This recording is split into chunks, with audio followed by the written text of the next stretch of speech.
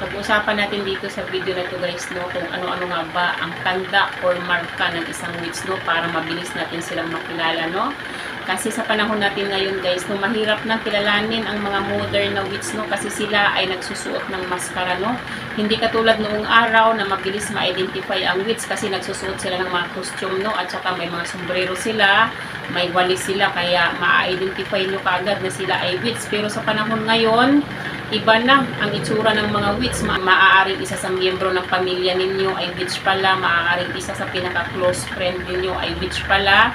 Maaari din na isa sa katabi niyo sa simbahan ay witch pala. Kasi nga sila ay nagpapanggap sila, no? Nagsusuot sila ng maskara para hindi sila ma-identify, hindi sila mahalata ng tao na sila ay witch pala, no? So, alamin na lang natin guys kung ano nga ba ang tanda or marka nila para mabilis natin silang ma-identify, mabilis natin silang makilala, no? So, number 1 na talaga dyan, yung mata nila na parang nagsasalita nang wala naman silang sinasabi, no? Yun ang number 1 ng tanda nila, no? Kapag ang witch na ito, tumitig sa iyo, ay hindi basta-bastang titig lang yung ginagawa nila, no?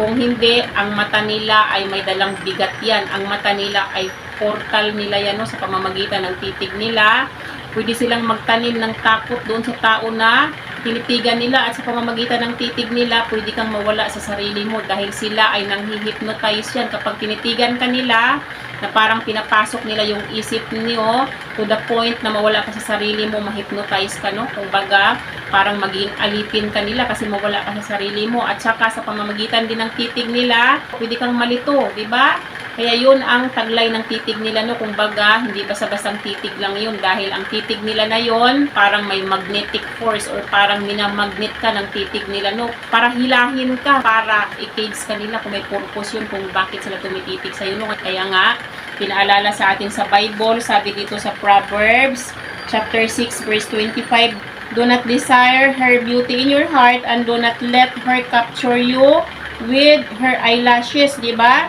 Ang sabi dito, wag nating pagnasaan yung beauty ng mga tao na tumititig sa atin dahil hindi natin sila kilala kung ano ang tunay na pagkatao nila. Hindi natin alam which pala yun. Tinititigan ka kasi gusto kang gayumahin. Gusto nila madrone ka sa kanila, no? Gusto nila maging alipin kanila. Kaya ginagawa nila yun. Kahit na yan ay may extension pa yung eyelashes na yan, huwag kayong magpapaakit kung ayaw ninyo na magiging biktima kayo nitong mga witch na ito, no? At saka pangalawa naman, na marka ng isang witch para mabilis nyo silang ma-identify. Ang mga witch na ito ay may dual personality, may double personality, no? Maaaring sa araw, nakikipagtawanan sa inyo yan, sa araw humingiti sa inyo yan, or maaaring, tulad ng sinabi ko, maaaring ka-office mate ninyo, katrabaho ninyo itong witch na ito, or maaaring kapitbahay ninyo, maaaring isa sa kasamahan nyo sa simbahan, maaari ding miyembro ng pamilya ninyo, maaari ding best friend ninyo or kaibigan ninyo itong mga witch na ito, no? Sa araw, normal na tao sila, nakikipagtawanan, nakikipagbiruan sa inyo, itong bait-bait ng pakita sa inyo, mga generous sa inyo, kasi nga, kinukuha ang loob ninyo, ayaw nila na mahalata ninyo sila na sila ay witch pala. Pero sa gabi, iba ang ginagawa nila, pinapahirapan kayo sa gabi, ginagamitan kayo ng witchcraft, di ba? Hindi ninyo alam, biktima na pala kayo nitong mga witch na ito, no? Sa araw, ang ganda ng pakita sa inyo, pero sa gabi, kung ano yung bait nila sa araw, ganun naman ang sama nila sa gabi, no? Witchcraft ang pinapagana nila, inaatake nila, lalo na kapag ikaw believers ka, aatakayin ka nila gamit yung witchcraft nila, no? Kaya sila ay may double personality, no? May dual personality itong mga witch na ito, no? Namumuhay sila sa dalawang mundo yung ginagalawan nila kasi nga, no, sa araw ay normal na tao sila, sa gabi ay iba na ang mundo nila sa gabi, no? Maaaring sa gabi ay nandoon sila sa kingdom ni Satan, sa Marine Kingdom, no? May mga posisyon sila doon.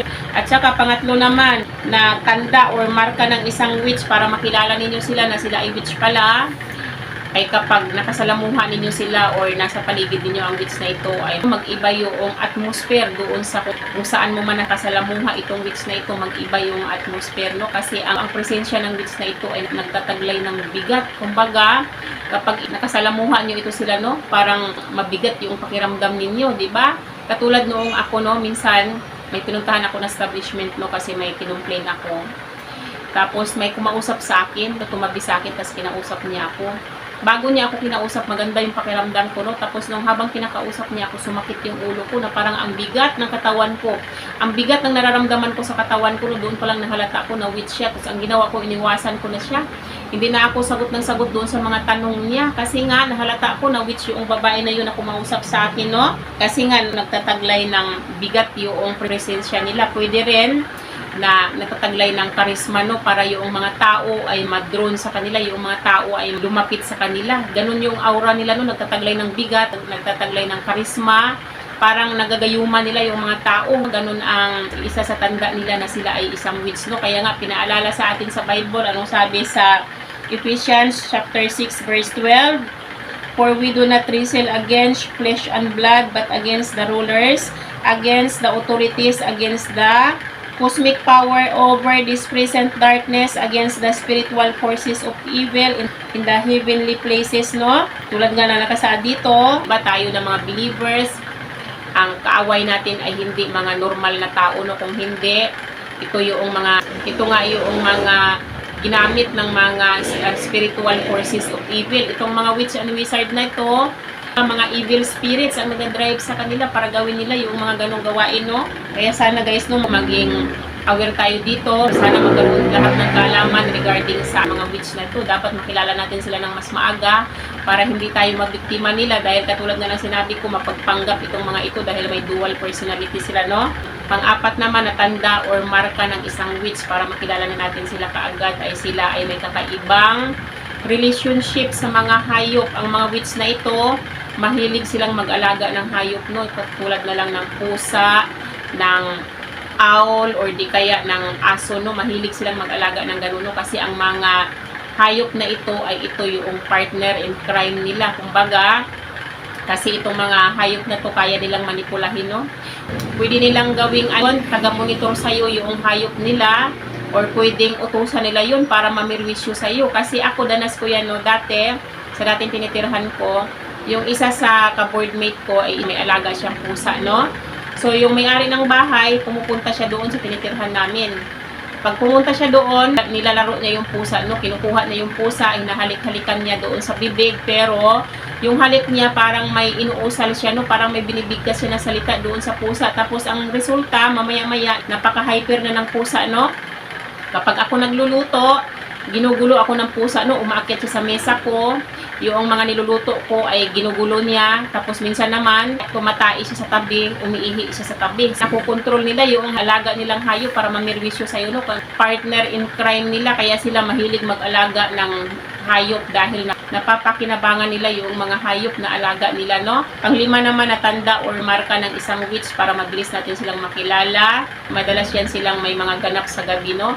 Kapag napansin ninyo, halimbawa, miyembro ng pamilya ninyo o kapitbahay ninyo alis ng alis sa gabi, pagtakhan ninyo, no? Kasi nga ang mga witch na ito, sa gabi nga sila umatake, kaya mahalaga sa kanila yung gabi dahil nire-representa nga nila yung Kingdom of Darkness, no? Kaya ang gabi sa kanila ay mahalaga yan. Parang hindi sila natutulog kasi nga sa gabi ginaganap yung mga meeting nila, yung mga activities nila sa gabi nila ginagawa. Sa gabi sila umaatake sa mga believers, no? Lalo na alas 12 hanggang alas 3, no? Kasi sa mga ganung oras ay pinaniniwalaan na malakas ang power ng witch sa ganung oras, no? Kaya nga sa gabi, madalas ang activity nila, kaya pagtakhan ninyo yung mga kapitbahay ninyo, yung mga miyembro ng pamilya ninyo kapag alis ng alis sa gabi yan, no? Pinaalala yan sa atin sa Bible, no? Sabi sa Job chapter 36 verse 20, "Do not long for the night when peoples vanish in their place," diba? Nakasaad nga dito, no? So, dapat maging aware tayo ng mga believers kasi